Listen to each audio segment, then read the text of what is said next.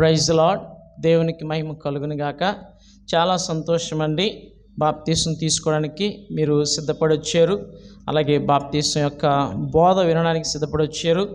ఎందుకు బాప్తీసం తీసుకోవాలి, ఎవరు బాప్తీసం తీసుకోవాలి, ఎప్పుడు బాప్తీసం తీసుకోవాలి, ఆ విషయాలు మనం క్షుణ్ణంగా ధ్యానించుకుని ఆ తర్వాత ఆత్మదేవుని ఒప్పుదలకు లోబడదాం. దాన్ని బట్టి దేవుడు మనల్ని దీవిస్తాడు. తలలో ఉంచుకొని చిన్న మాట ప్రార్థన చేసుకుందాం. దయగల మా తండ్రి, కృపగల మా యేసయ్య, మీకే వందనాలు, స్తోత్రం నాయన. అయ్యా, మంచి బోధకుడు నాయన, మాట్లాడే దేవుడు నాయన. మీరు మాట్లాడితే మాకు అర్థమవుద్ది ప్రభా. మాకు అర్థమయ్యే రీతిలో మీరే మాట్లాడి మహిమ పొందమని, మీ సత్య బోధను మాకు నాయన విసిదపరిచి మీరే నడిపించి మహిమ పొందమని, ఈ బాప్తిస్మమును గురించిన బోధ విషయంలో అయ్యా తండ్రి సరైన స్పష్టత, అవగాహన, వెలిగింపు మాకు దయచేయమని, వచ్చిన బిడ్డలకు ప్రత్యేకంగా దయచేసి నడిపించమని యేసయ్య నామములో ప్రార్థించి స్తుతించి బ్రతిమలాడి వేడుకొనుచున్నాము తండ్రి. ఆమేన్, ఆమేన్. హల్లెలూయా. గట్టిగా హల్లెలూయా. ఓకే, మంచిది. ప్రియమైన దేవుని బిడ్డలారా, గమనించండి. బాప్తిస్మం అంటే ఏంటో మొదట మనం తెలుసుకునే ముందు బాప్తిస్మం అంటే ఏంటి కాదో కూడా తెలుసుకుందాం. ఏంటి కాదు? బాప్తిస్మం అంటే మతం పుచ్చుకోవడం కాదు. ఏం కాదండి? మతం పుచ్చుకోవడం కాదు. ఒకసారి ఒక ఆయన ఇలాగే బాప్తిస్మం గురించి నాకు చెప్పండి అని అడిగారు అనమాట. సరే చెప్తానని చెప్పేసి మరుసటి రోజు ఆయన దగ్గరికి నేను వెళ్ళాను. వెళ్ళేసరికి ఆయన ఇలా కూర్చున్నారు. యాక్చువల్గా ఆయనకి బాప్తిజం తీసుకోవడం ఇష్టం లేదు, అర్థమైందండి. ఆయన వైఫ్ ప్రభువు నమ్ముకున్నారు కాబట్టి ఆమె ఏంటంటే బలవంతం చేస్తుంది. మా ఆయనకు కూడా బాప్తిజం, మా హస్బెండ్ కూడా బాప్తిజం ఇవ్వాలని బలవంతం చేస్తుంది. ఆయనకి ఇష్టం లేదు. నేను వెళ్ళాను.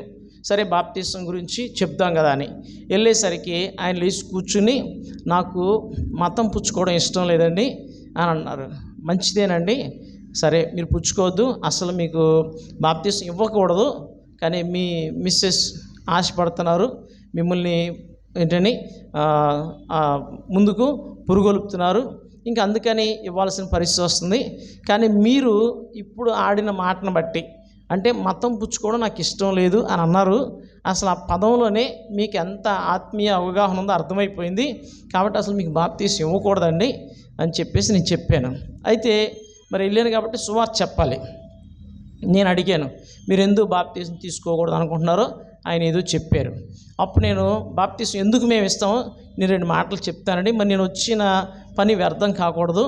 మీరు ఇప్పుడు కాకపోతే రేపు తీసుకోండి, మీకు ఇష్టం వచ్చినప్పుడు తీసుకోండి, కానీ బాప్తిజం అంటే ఏంటో చెప్తానని దేవుని మాటలు చెప్పాను, బైబిల్ని చెప్పాను. చెప్పిన తర్వాత ఆయన అన్నారు, నేను రేపే బాప్తిజం తీసుకుంటానని చెప్పి ఆయన ఒప్పించబడి ఆయన బాప్తిజం మరుసటి రోజు తీసుకున్నారు. పూర్ణ మనసుతో ఒప్పుకుని ఇప్పటికీ ఆయన సజీవ లెక్కలో ఉన్నారు. మన చర్చికి, మెయిన్ చర్చికి వస్తారనమాట. సో విషయం ఏంటంటే అవగాహన లేకపోతే అదొక అపోహలో బ్రతుకుతూ ఉంటాం అనమాట. అదే కనుక సరిగ్గా అర్థమైతే ఖచ్చితంగా మనం బాప్తిజం తీసుకుంటాం. సో బాప్తిజం అంటే మతం పుచ్చుకోవడం కాదు. ఏంటి కాదండి? మతం పుచ్చుకోవడం కాదన్న విషయం మనం జ్ఞాపకం చేసుకుందాం. తర్వాత బాప్తిజం అంటే ప్రియమైన దేవుడా ఏంటంటే దిగిపోవడం కాదు. చాలామంది ఏమంటారంటే మీరు ఆ మతంలోకి దిగిపోయారా అంటారు. ఏంటండి? దిగిపోవడం కాదు. అర్థమైంది? దిగిపోవడం అంటే ఏదో ఊబిలోకి దిగిపోయినట్లు, పాపంలో దిగిపోయినట్లు, పాతాళంలో దిగిపోయినట్టు కాదు. దిగిపోవడం కాదు అన్న విషయం మనం జ్ఞాపకం చేసుకుందాం ప్రియమైనది. తర్వాత చర్చి సభ్యత్వం కోసం కాదు. చర్చిలో కొంతమంది సభ్యత్వం కోసం బాప్తిజం తీసుకుంటారు. అర్థం? నేను కూడా ఈ చర్చి సభ్యుడిని అవ్వాలి అని దానికోసం బాప్తిజం తీసుకుంటారు. అది బాప్తిజం కాదన్న విషయం జ్ఞాపకం చేసుకుందాం. కొంతమంది సర్టిఫికేట్స్ కోసం, విదేశాల్లో జాబ్, క్రైస్తవ దేశం అనుకోండి, వాళ్ళు బాప్తిజం తీసుకుంటే క్రైస్తవులు ఏంటంటే వాళ్ళకి జాబ్ ఇస్తారనమాట. అందుకని ఏదో పాస్టర్ గారి దగ్గరికి వెళ్ళి ఎంతో డబ్బులు ఇచ్చి సర్టిఫికేట్ తీసుకున్నాం అనుకోండి, అది బాప్తిజం కాదు. సర్టిఫికేట్ల కోసం బాప్తిజం తీసుకుంటే అది చెల్లదన్న విషయం జ్ఞాపకం చేసుకుందాం. తర్వాత బాప్తిజం అంటే నీటిలో ముంచి తీయడం కాదు. బాప్తిజం అంటే ఏంటండి?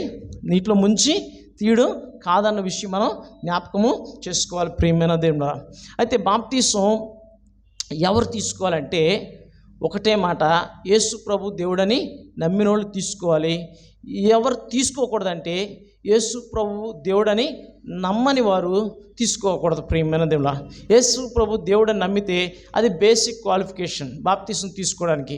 ఆ విషయం మనం జ్ఞాపకము చేసుకోవచ్చు. ప్రియమైన దేవుడా, అయితే ఎవరు బాప్తిసం తీసుకోవచ్చు కొన్ని మాటలు నేను చెప్తున్నాను, వినండి. యేసుక్రీస్తు దేవుడని నమ్మిన వారు, యేసు ప్రభు వారి శిలువ కార్యాన్ని, ఆయన నా కోసం శిలువలో రక్తం కార్చి ప్రాణం పెట్టారు అని నమ్మిన వారు, ఆ తర్వాత తనలో జన్మ పాపం కర్మ పాపం ఉంది అని నమ్మినవారు. మనలో 2 రకాల పాపాలు ఉన్నాయి. ఒకటి జన్మ పాపం, రెండోది కర్మ పాపం. జన్మ పాపం అంటే మన భారతదేశంలో మనకున్న అవగాహన బట్టి పూర్వం ఒక జన్మ, అంతకుముందు ఒక జన్మ ఉందని కాదు. అవునా? పునరపి మరణం, పునరపి జననం లేవు. అంటే పుట్టుక చావు లేవు. ఒకసారి పుట్టాలి, ఒకసారి చనిపోవాలి, ఆ తర్వాత తీర్పు అని బైబిల్ చెప్తుందన్నమాట. కాబట్టి పూర్వజన్మ పాపం అంటే ఆదాము అవ్వల ద్వారా వచ్చిన జన్మ పాపం. ఆదాము పాపం చేశాడు, ఆయన ద్వారా వచ్చిన ఆ పాపపు స్వభావం మన రక్తంలో మిళితమైపోయింది. ఎందులో మిళితమైంది? రక్తంలో మిళితమైపోయింది. మనం పాపం చేయకూడదు అనుకుంటాం, కానీ పాపం చేస్తాం. దానికి కారణం మన లోపల ఉన్న పాప స్వభావం అనమాట. దాన్ని జన్మ పాపం అంటాం. కర్మ పాపం అంటే తెలిసి తెలియక పెద్దోళ్ళం అయ్యాక చేసే తప్పుల్ని కర్మ పాపం అంటాం అనమాట. దేవుని దృష్టికి అది పాపం, ప్రభుత్వం దృష్టికి దాన్ని నేరం అంటాం. అర్థమైందండి? నేరం అన్నా ఒకటే, పాపం అన్నా ఒకటే, కానీ దేవుని దృష్టికి అది పాపం, ప్రభుత్వం దృష్టికి నేరం. ప్రియమైన దేవుడా, సో జన్మ పాపము ఉన్నదని, అంటే ఆదాము ద్వారా నాలోనికి పాప స్వభావం వచ్చిందని, నేను ఈ వయస్సు వరకు తెలిసి తెలియక ఎన్నో విషయాల్లో పాపం చేశారని ఒప్పించబడిన వాళ్ళు బాప్తిసం తీసుకోవడానికి అర్హులు. ప్రియమైన దేవుడా, తర్వాత చూసినట్లయితే గమనించండి, పాపం విషయంలో యేసే రక్తంతో కడుక్కున్నవాళ్ళు, అవునా, నువ్వు ఒప్పింపడితే యేసే రక్తంతో కడగబడితే బాప్తిసం తీసుకోవడానికి అర్హులు. అర్థమైందండి? మనం రక్షింపబడ్డాము కాబట్టి బాప్తిసం తీసుకోవాలి. బాప్తిసం తీసుకున్నాక రక్షింపబడతలా. అర్థమైందండి? చాలామంది బాప్తిసం తీసుకున్నాక రక్షింపబడ్డాం అనుకుంటారు, కానీ అది కాదు. యాక్చువల్ బోధ ప్రకారం, బైబిల్ ప్రకారం మనము మనస్సు ద్వారా సత్యాన్ని గ్రహించాం, హృదయంలో ఒప్పించబడ్డాం. అర్థమైందండి? మన లోపల ఒప్పింపు వచ్చి మన ప్రవర్తనలో మార్పు వచ్చింది. ఈ మార్పుకు సూచనగా, బాహ్య సూచనగా బాప్తిసం తీసుకుంటున్నాం. అర్థమండి? లోపల మార్పు రాకుండా నీటిలో 100 సార్లు మునిగి లేచినా అది బాప్తిసం కాదు. అర్థమండి? లోపల విశ్వాసం, అర్థమండి, విశ్వాసము, విధేయత, దేవుని యందు విశ్వాసము, దేవుని వాక్యానికి విధేయత రావడాన్ని బట్టి వచ్చిన మార్పుకు సూచనగా మనము బాప్తిసం తీసుకుంటున్నాం అన్నమాట. లేకపోతే బాప్తిసం చెల్లదు, అది ఉట్టి బాప్తిసం అవుతుంది అనమాట. కాబట్టి బాప్తిసం ఎవరు తీసుకోవచ్చు అని చెప్పాను? యేసు ప్రభు దేవుడని నమ్మినవారు, ఆయన శిలువ బలియాగాన్ని నమ్మినవారు, వారిలో జన్మ పాపం కర్మ పాపం అని ఒప్పింపబడినవారు, ఒప్పుకుని యేసే రక్తంలో కడుక్కున్న వారు బాప్తిసం తీసుకోవడానికి అర్హులు. ప్రియమైన దేవుడా, అయితే బాప్తిసం ఎప్పుడు తీసుకోవాలి? బాప్తిసం ఎప్పుడు తీసుకోవాలంటే సత్యం నీకు ఎప్పుడు అర్థమైందో అప్పుడు తీసుకోవాలి. అర్థమైందండి? 6 ఏళ్ల ప్రాయంలో నీకు సత్యం అర్థమైంది అనుకోండి, అప్పుడే తీసుకోవాలి. 60 ఏళ్ళు వచ్చినా నీకు సత్యం అర్థం లేదనుకోండి, నీకు బాప్తిసం ఇవ్వకూడదు. అర్థమైంది అన్నమాట. బాప్తిసం ఎప్పుడు తీసుకోవాలంటే సత్యం మనకి ఎప్పుడు అర్థమైతే అప్పుడు తీసుకోవాలి. సత్యం అర్థం కాకపోతే, అవునా, సందేశం అర్థం కాకపోతే, దేవుని గురించి అర్థం కాకపోతే బాప్తిసం తీసుకోవడానికి అర్హులము కాదు. అర్థమైందండి? పెళ్ళికి బాప్తిసాలు తీసుకోవడం, జాబ్స్ కోసం బాప్తిసాలు తీసుకోవడం, సర్టిఫికేట్ల కోసం బాప్తిసాలు తీసుకోవడం, మెంబర్షిప్ కోసం బాప్తిసాలు తీసుకోవడం, ఇవి బాప్తిసాలు కాదు అన్న విషయం మనం జ్ఞాపకము చేసుకుందాం. కాబట్టి బాప్తిసం ఎప్పుడు తీసుకోవాలంటే సత్యము ఎప్పుడు అర్థమైతే అప్పుడు తీసుకోవాలంతే. ఆ రోజే రక్షణ పొందినట్టు. నువ్వు ఎప్పుడు బాప్తిసం తీసుకుంటే అప్పుడు ఆ యొక్క రక్షణ ఒక దశలో సంపూర్ణము చేయబడినట్టు అనమాట. కాబట్టి సత్యం అర్థమైనప్పుడే తీసుకోవాలి, దాన్ని మళ్ళీ వాయిదా వేయకూడదు. అర్థమైందండి? వాయిదా వేస్తే ఏమవుతుందంటే, అవునా, పిండి పులిసిపోయినట్లు సత్యం పులిసిపోద్ది. పులిసిపోవడం అంటే ఒక కొంతమంది బాప్తిసం తీసుకొని రెడీ అయ్యారు, 3 యవనస్తులు రెడీ అయిపోతే ఒక ఆయన వచ్చి, మీరు యవనస్తులు అవునా, మీరు చాలా విషయాలు పడిపోతారు, ఇప్పుడు కనుక బాప్తిసం తీసుకుంటే నిలబడలేరు అని చెప్పేసి ఎవరో వచ్చి బోధ చేస్తే మీరు ఇప్పుడుగా తర్వాత తీసుకుందురుగా అన్నారు. యాక్చువల్గా మరుసటి రోజు తీసుకోవాలి. మరుసటి రోజు తీసుకొని రెడీ అవుతుంటే ఎవరో వచ్చి అలా బోధ చేసేసరికి సరేలే ఒక 6 నెలలో సంవత్సరం ఆగి తీసుకుందాం అనుకున్నారు. కానీ జీవితంలో మళ్ళీ తీసుకునే అవకాశం రాలేదు. ఎందుకంటే వారి హృదయం కఠినమైపోయింది. వారు మళ్ళీ మారు మనసు పొందడానికి అవకాశం లేక అలా లోకంలో కలిసిపోయారనమాట. సో సత్యం పులిసిపోక మునిపే, అంటే అసత్యంగా మారక మునిపే వెంటనే మనము రక్షణ పొందాలి. వెంటనే ఏమవ్వాలండి? రక్షణ పొందాలి. ఆ విషయం మనం జ్ఞాపకం చేసుకుందాం ప్రియమైన దేవుడా. కాబట్టి ఎప్పుడు బాప్తిసం తీసుకోవాలి? మీరు చెప్పండి. సత్యము అర్థమైన వెంటనే బాప్తిసం తీసుకోవాలి. ఆలస్యం చేసామనుకోండి, ఈ సత్యము ఏమవుతుందంటే పులిసిపోయినట్టు అయిపోద్ది. పిండి పులిసిపోయినట్లు మళ్ళీ తప్పుడు బోధలు విని అసత్యంలోకి వెళ్ళిపోయి పూర్తిగా దేవునికి దూరం అయిపోయే పరిస్థితి వస్తుంది అనమాట. అది రాక మునిపే మనం ఏం చేయాలంటే బాప్తిసం తీసుకోవాలి. ఆ విషయం జ్ఞాపకం చేసుకుందాం. తర్వాత బాప్తిసం అంటే ఏంటో మనం చూద్దాం. చూడండి, రోమీయులకు రాసిన పత్రిక తీయండి, 6వ అధ్యాయము. రోమీయులకు రాసిన పత్రిక 6వ అధ్యాయం చూడండి. బాప్తిసం అంటే నీటిలో మునిగి లేవడం కాదన్న విషయం జ్ఞాపకం చేసుకుందాం. బాప్తిసం అంటే ప్రియమైన దేవునిలా సిలువ మరణ పునరుద్ధానానికి సాదృశ్యం. బాప్తిసం దేనికి సాదృశ్యం? ఒకటి, సిలువ మరణ పునరుద్ధానానికి సాదృశ్యం. ప్రియమైన దేవునిలా యేసు ప్రభువారు సిలువ వేయబడ్డారు. అర్థమైందండి? యేసు ప్రభువారు సిలువ వేయబడ్డారు. మనము కూడా సిలువ వేయబడాలి. మనం కూడా సిలువ వేయబడితేనే బాప్తిసం తీసుకున్నట్టు లెక్క అనమాట. ఇప్పుడు ఒక వ్యక్తి ఉన్నారు, ఇది ఒక మనిషి అనుకుందాం. ఇప్పుడు ఈ మనిషిని మనం ఏం చేస్తామంటే బాప్తిసం ఇచ్చినప్పుడు ఇలా నీటిలో ముంచుతాం, ఇలా ముంచి మళ్ళీ ఇలా లేపేస్తాం. అర్థమైందండి? బాప్తిసం ఇచ్చినప్పుడు ఏం చేస్తాం? ఒక సెకండ్ ఇలా నీటిలో ముంచుతాం, మళ్ళీ ఇలాగూ లేపేస్తాం, అంతే, బాప్తిసం అయిపోయినట్టే. కానీ అసలు కార్యం లోపల జరగాలి. మొదట లోపల జరగాలి అంటే మొదట సిలువ వేయబడ్డాలి. చూడండి, ఆ మాట మనకి 6వ వచనంలో కనబడుతుంది. 6వ అధ్యాయం 6వ వచనం చూడండి, నేను చదువుతున్నాను, వినండి. ఏమనగా మనమికను పాపమునకు దాసులము కాకున్నటకు పాప శరీరము నిరర్ధకమగునట్లు మన ప్రాచీన స్వభావము ఆయనతో కూడా సిలువ వేయబడినని ఎరుగుదుము. వినండి, ప్రాచీన స్వభావం, ఆదాము స్వభావం మనలో ఉంది. ఎవరి స్వభావం అండి? ఆదాము స్వభావం. స్వార్థము, ఈర్ష్య, కోపము, అర్థం గర్వము, ఇలాంటివి ఉంటాయి కదా. అవన్నీ ఆదాము స్వభావం మనలోనికి వస్తాయి. అవన్నీ కూడా ఏమవ్వాలంటే సిలువ వేయబడాలి. ఏమవ్వాలి? సిలువ వేయబడాలి. ఒక వ్యక్తికి సిలువ శిక్ష ఖరారైందంటే ఇంకా ఆ రోజుతో ఆయన జీవితం అయిపోయినట్టు లెక్క. అంటే ఒకవేళ మరణమునకు తగిన నేరం చేస్తే మన దేశంలో ఉరి శిక్ష అమలు చేస్తారు. అవునా? రోమా దేశంలో వాళ్ళు ఏం చేస్తారంటే సిలువ శిక్ష ఖరారు చేస్తారన్నమాట. ఆ వ్యక్తిని సిలువేసేస్తారు. సిలువేసి పలానా నేరం చేశాడు, అందుకే ఇతను సిలువేస్తున్నామని ఆ సిలువ మీద ఆ యొక్క క్యాప్షన్ రాస్తారన్నమాట, ఆ నేరము రాస్తారన్నమాట. సో అలాగూ మనము సిలువ వేయబడాలి. సిలువ వేయబడడం అంటే ఇంకా పాపం విషయంలో చనిపోతున్నాం.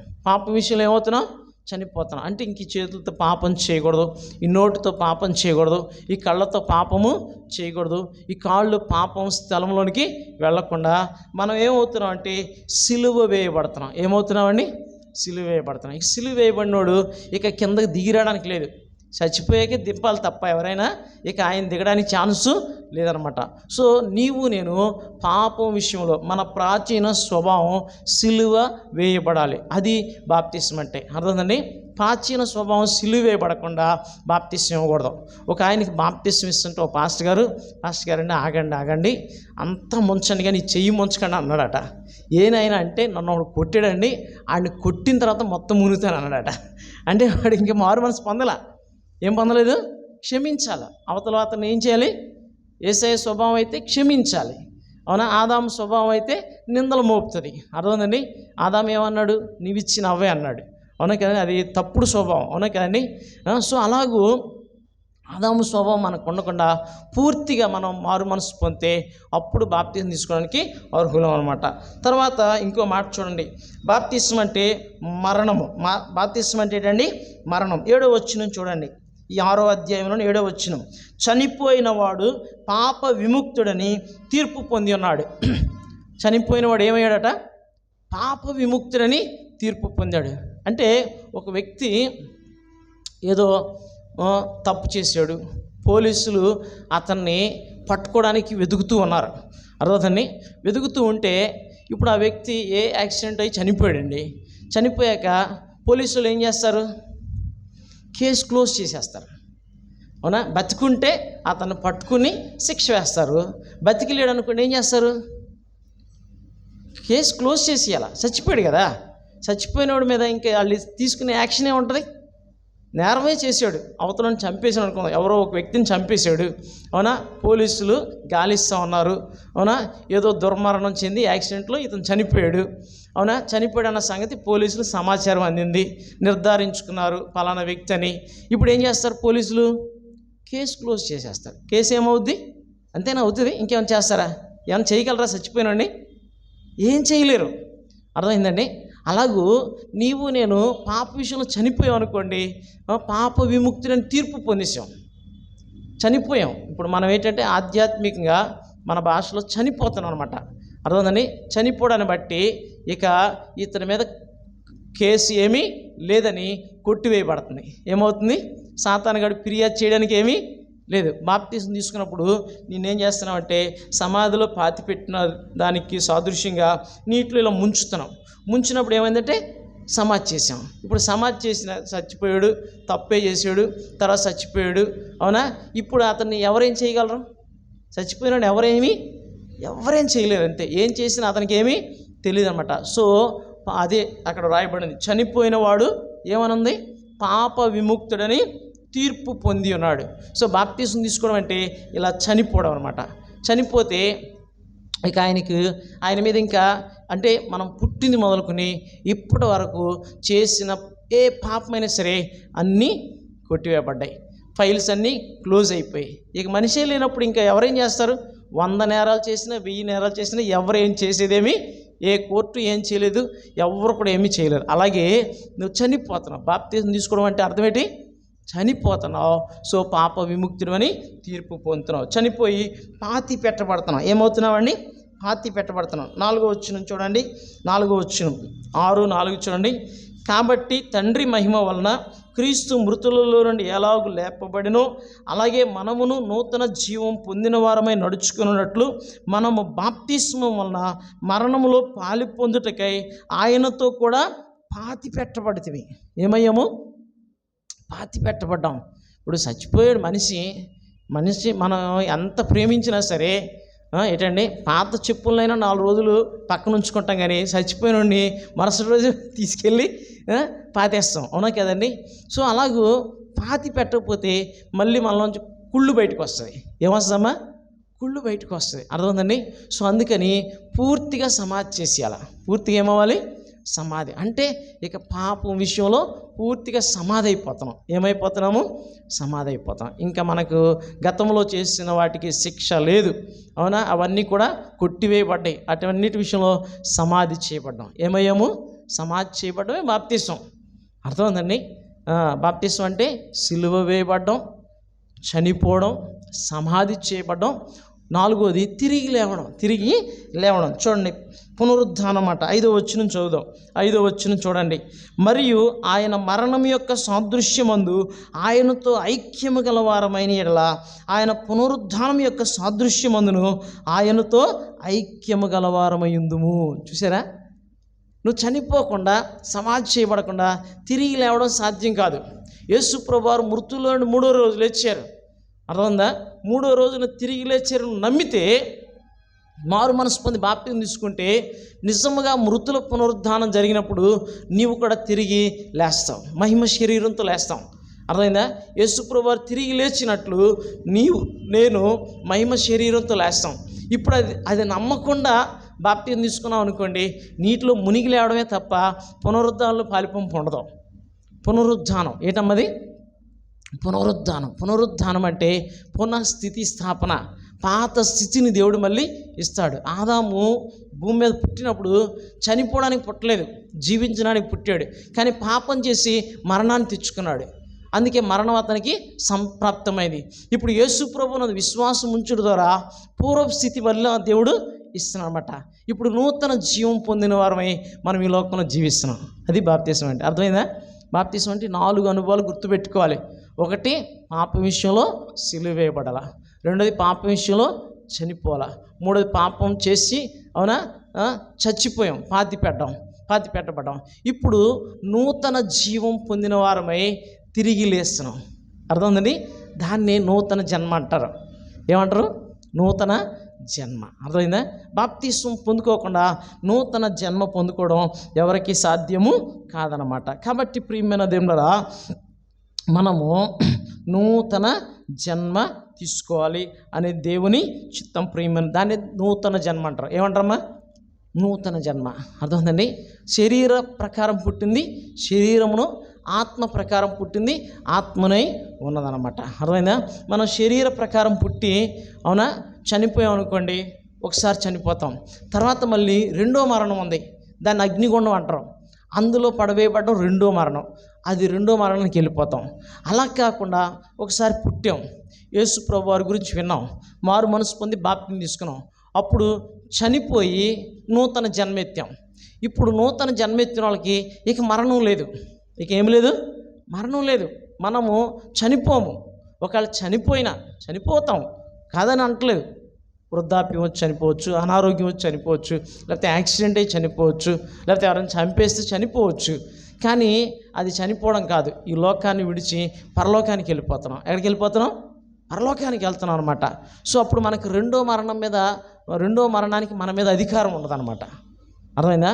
అందుకే ఒక్కసారి పుట్టినోళ్ళు 2 సార్లు చనిపోతారు, 2 సార్లు పుట్టినోళ్ళు ఒకసారే చనిపోతారు. శరీరీతిగా ఒకసారి చనిపోయి పరలోకానికి వెళ్ళిపోతారన్నమాట. అందుకే మనం నూతన జన్మ అనుభవంలోనికి వెళ్ళాలి. అర్థమవుతుందా మాటలు? వింటున్నారు బాబు? ఓకేనా?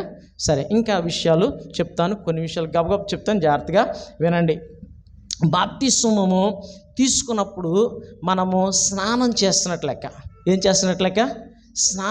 స్నానం అంటే ప్రియమైన దేవుడా, చూడండి, తీతుకు రాసిన పత్రికలో ఆ మాట మనకు కనిపిస్తుంది. తీతుకు రాసిన పత్రిక 3వ అధ్యాయం 5వ వచనం చూడండి. తీతుకు రాసిన పత్రిక 3వ అధ్యాయము 5వ వచనం నేను చదువుతున్నాను, జాగ్రత్త వినండి. మనము నీతిని అనుసరించి చేసిన క్రియల మూలముగా కాక తన కనికరము చొప్పుననే పునర్జన్మ సంబంధమైన స్నానము ద్వారా పరిశుద్ధాత్మ మనకు నూతన స్వభావము కలుగు చేయట ద్వారాను మనలను రక్షించెను. పునర్జన్మ సంబంధమైన స్నానం ఇది. ఏ స్నానం ఇది? పునర్జన్మ సంబంధం. ఆ పునర్జన్మ సంబంధమైన స్నానం నిమిత్తం నదుల్లో మునగడాన్ని బట్టి మనకు పాపక్షమాపణ రాదు. అర్థమైందండి?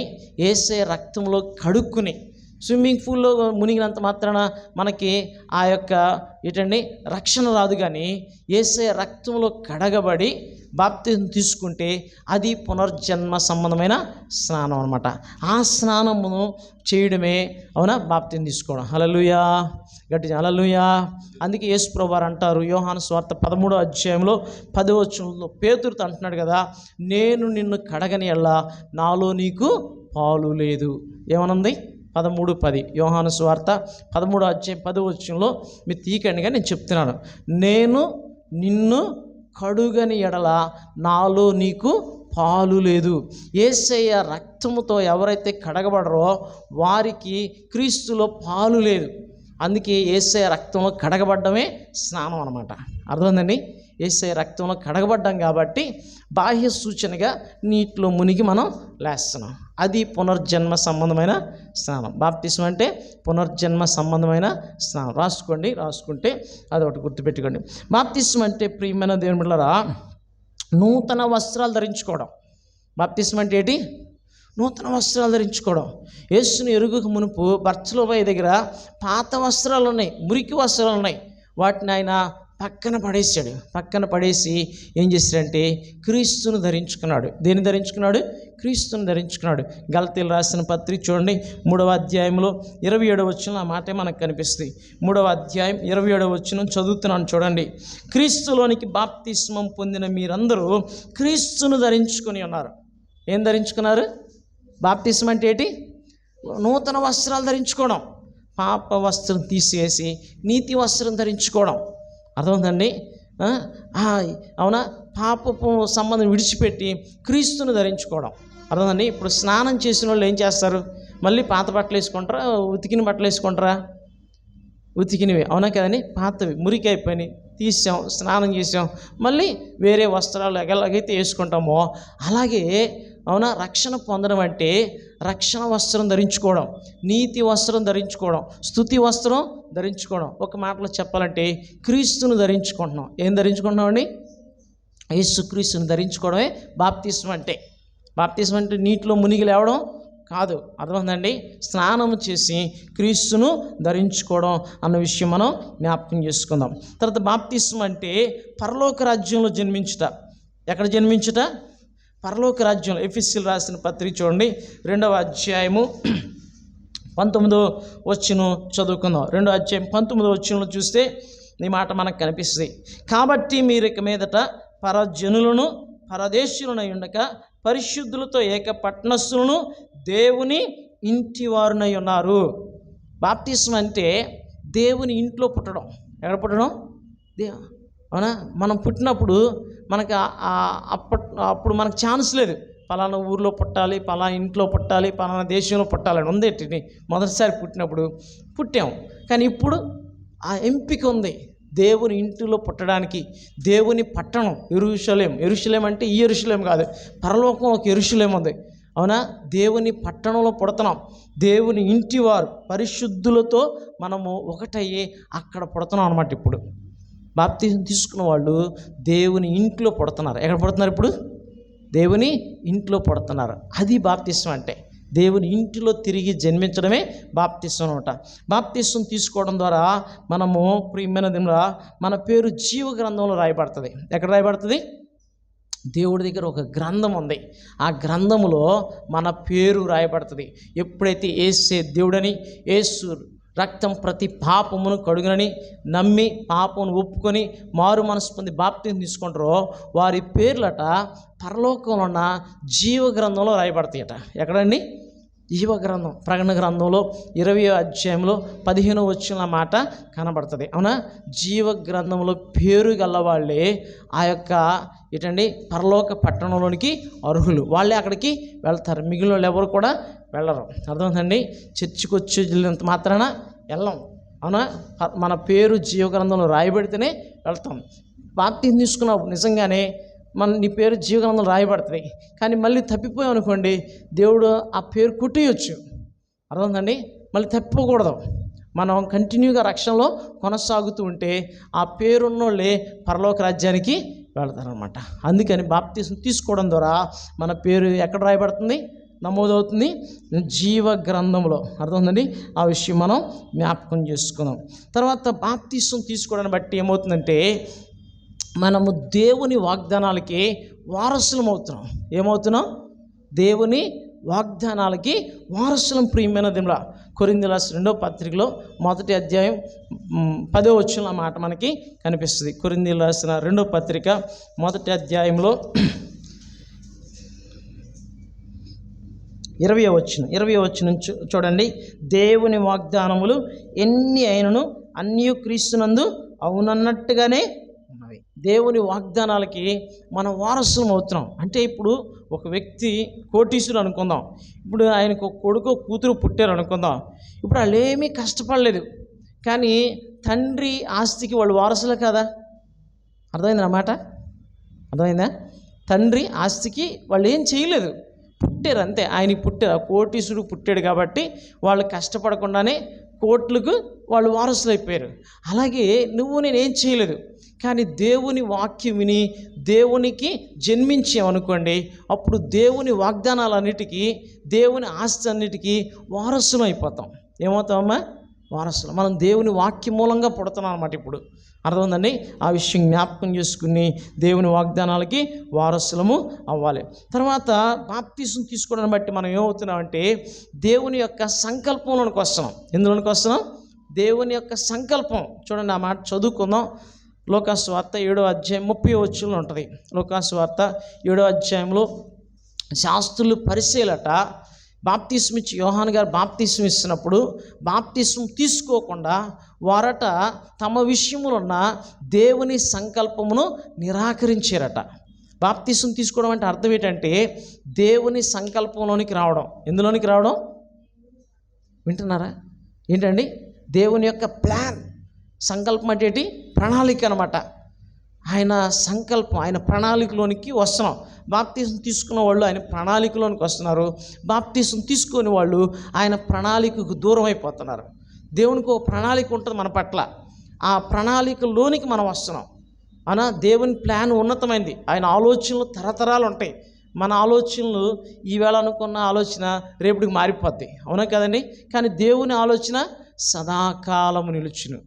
యెహోవా ఆలోచన సదాకాలము నిలుచును. ఆయన ఆలోచన తరతరములు ఉంటుందన్నమాట. అర్థమైందా? సో ఆయన ప్లాన్లోనికి నువ్వు వెళ్ళిపోతున్నావు అర్థం. బాప్తిసం తీసుకోకపోతే ఆ ప్లాన్కి నువ్వు దూరంగా ఉన్నట్టు లెక్క అనమాట. అందుకే మనం బాప్తిసం తీసుకోవాలి అని దేవుని వాక్యం మనకు రూఢిగా చెప్తూ ఉంటుంది. ప్రియమైన దేవుడా, తర్వాత బాప్తిసం అంటే ప్రదానం చేయబడ్డం. ఏం చేయబడ్డం? ప్రదానం అంటే ఏంటి? ఒక అబ్బాయికి ఒక అమ్మాయికి పెళ్ళి నిశ్చయం అయిందనుకోండి. అబ్బాయి నచ్చాడు, అబ్బాయికి అమ్మాయి నచ్చింది. అప్పుడు వాళ్ళిద్దరు ఏం చేసుకుంటారు? నిశ్చితార్థం లేకపోతే ప్రధానం అంటాం, అవునా కానీ? నిశ్చితార్థం చేసుకుంటారు, ప్రధానం చేసుకుంటారు, అవునా? ఆ తర్వాత పెళ్ళి ఇంకో రోజు చేసుకుంటారు. పెళ్ళి ఎప్పుడో నెల రోజులకో 2 నెలలకో చేసుకుంటారు. ముందు ఏం చేసుకుంటారు? నిశ్చయించుకుంటారు, ప్రధానం చేసుకుంటారు. మీరు మాకు నచ్చారు కాబట్టి ఖాయం చేసుకుందాం అని ఖాయం చేసుకుంటారు. బాప్తిసం కూడా అలాంటిదే. బాప్తిసం కూడా ఏంటండి? అలాంటిదే ప్రియమైన దేవుడా. అలాగే మనం ప్రదానం చేయబడుతున్నాం. ఏమవుతున్నాం? ప్రదానం చేయబడుతున్నాం. హోషేయ గ్రంథంలో 2వ అధ్యాయం 19వ వచనంలో ఆ మాట మనకు కనిపిస్తుంది. హోషేయ గ్రంథం 2వ అధ్యాయం 19వ వచనం చూడండి. హోషేయ గ్రంథం 2వ అధ్యాయం 19వ వచనంలో ఆ మాట మనకు కనిపిస్తుంది. నీవు నిత్యము నాకుండినట్లుగా నేను నీతిని బట్టి తీర్పు తీర్చుట వలనను దయాదాక్షిణ్యములు చూపుట వలనను నిన్ను ప్రదానము చేసుకుందును. అంటే దాని అర్థం నిజంగా ఏంటండి? అలా చైర్లో కూర్చుని అది కాదు.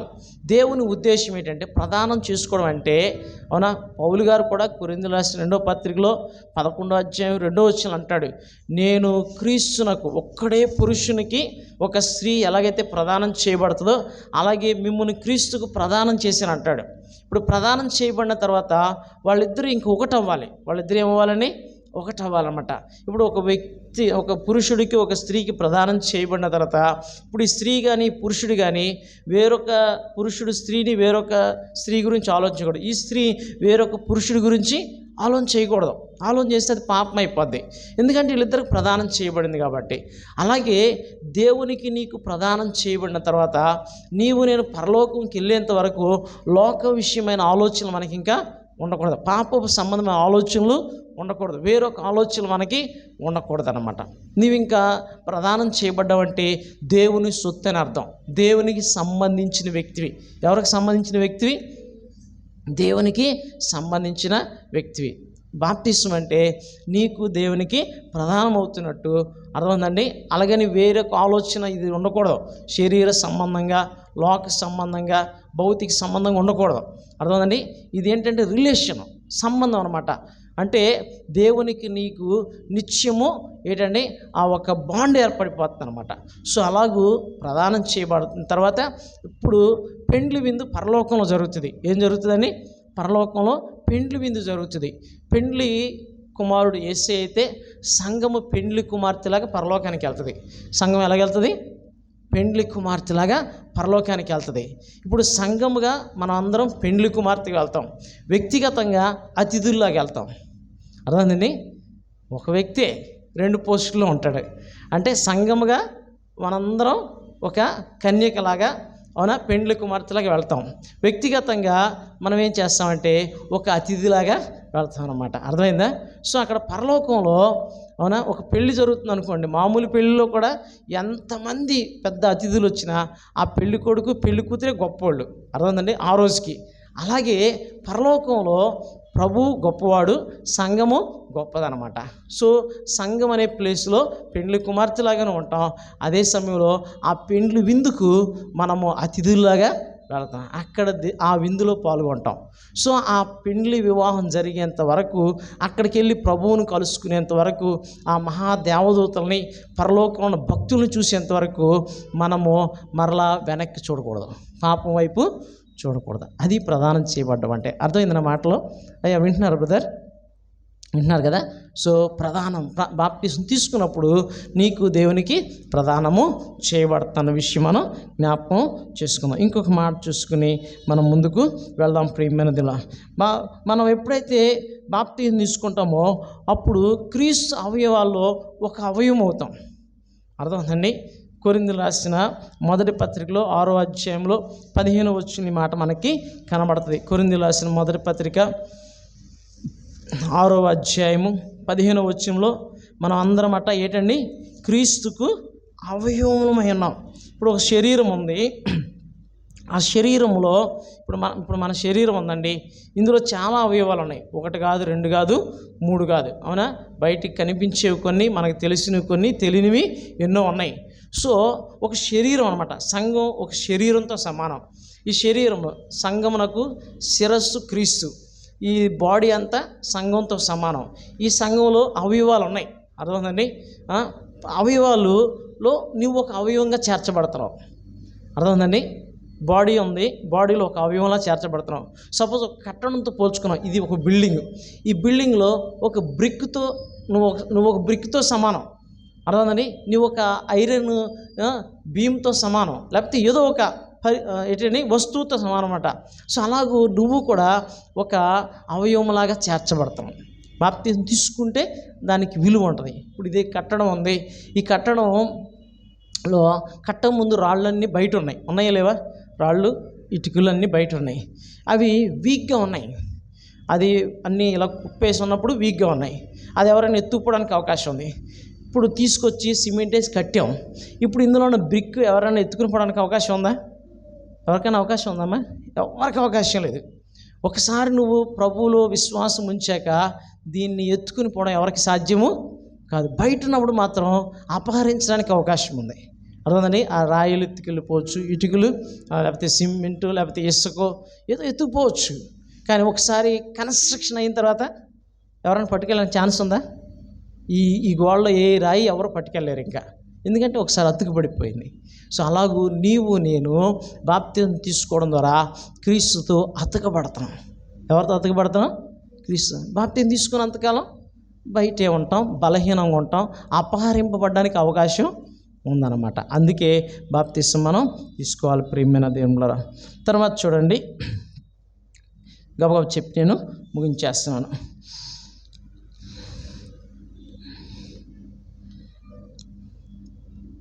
బాప్తిసం తీసుకున్న తర్వాత ఏం చేయాలి అనేది కూడా ఒకటి చెప్పి నేను ముగిస్తాను. మళ్ళీ ఒకసారి బాప్తిసం అంటే ఏంటి? స్నానం చేయడం. ఏంటమ్మా?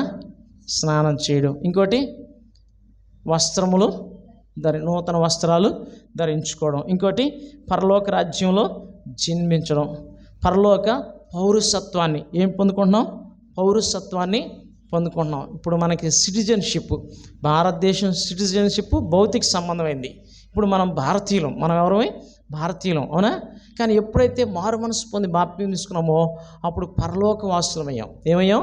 పరలోక వాసులం. ఫిలిప్పీయులకు రాసిన పత్రికలో 3వ అధ్యాయంలో 20వ వచనంలో భక్తుని పౌలు గారు అంటారు, మన పౌరస్థితి పరలోకంలో ఉంది. ఎక్కడుందండి? అక్కడ ఒక సిటిజన్షిప్ ఉంది. అర్థమైందండి? 2 సిటిజన్షిప్లు మనకి. అర్థమైందా? సో బాప్తిసం తీసుకున్నప్పుడు మనము పరలోక పౌరసత్వాన్ని పొందుకుంటున్నాం. మన పేర్లు జీవగ్రంథంలో వ్రాయబడుతున్నాయి. నూతన నిబంధనలోనికి మనం వస్తున్నాం. ఎందులోనికి వస్తున్నాం? New covenant. యేసయ్య రక్తం ద్వారా మనం విమోచింపబడుతున్నాం కాబట్టి నూతన నిబంధన వ్యక్తులు అయ్యాం. నూతన నిబంధన వాగ్దానాలు, ఇంకా చెప్పండి, బైబిల్లో ఉన్న వాగ్దానాలన్నింటికి వారసులము అవుతూ ఉన్నాం అన్నమాట. దేవుని సంకల్పంలోకి వస్తున్నాం. దేవునికి ప్రదానము చేయబడుతున్నాం.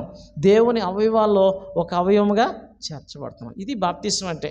అర్థమవుతుందండి? బాప్తిసం అంటే ఏంటి కాదు, నీటిలో మునిగి లేవడం కాదన్న విషయం మనం గుర్తుపెట్టుకుందాం ప్రియమైన దినం. తర్వాత బాప్తిసం తీసుకున్న తర్వాత చేయాల్సిన పనుల గురించి అపోస్తల కార్యంలో ఉంటుంది. అపోస్తల కార్యం చూడండి, 2వ అధ్యాయంలోనికి రండి. 2వ అధ్యాయం 42వ వచనం చదువుకుందాం. 42వ వచనం, వీరు అంటే బాప్తిసం తీసుకున్న వారు అపోస్తలుల బోధ యందును సహవాసమందును రొట్టె విరుచుట యందును ప్రార్థన చేయుట యందును ఎడతెక్కకుండా ఉన్నారట. ఎలా ఉన్నారు?